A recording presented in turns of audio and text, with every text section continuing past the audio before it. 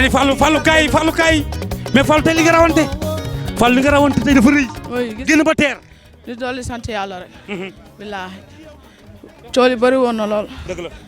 gars yi yedd nañ ma lu ne. pour ñu raw naaru góor waaye di dolli sant yàlla rek. mais lu waral xëy génn. xëy génn gis nga fas Fallou loolu la bi nga génnee ñëpp tiit. fas loolu la ma ne. loolu la ma ne. waaw parce que bu gën a xëyee génn. waaw. moom bëggul di daw xol bi di stress suuf seeg yooyu bëggu pour su génnee génn kott léegi pour mu am victoire day yomb. day yomb di si dolli moo tax sant mu génn rek nga bàyyi ko mu dem. waaw ok. dafa mel ni fas mais dama tax dafa mel ni fas bu dee génn. day mel day bañ fas romb ko man stratégie dama ko xool. waaw noonu la demee lu naan fas xooxkat dafa am. loolu mooy fas xooxkat. fas xooxkat bu génnee. mën naa génn kenn du ñëw si moom day daw ak sagom. mais fas ñëwee si moom pour mu génn ko du yomb ndax xooxkat la noonu la mel. Fallou la moo tax nga mën a rawante ba ñëpp tuddee la Fallou mën a rawante picc bu rëy gaynde Fallou lan moo say feem. waaw lépp yàlla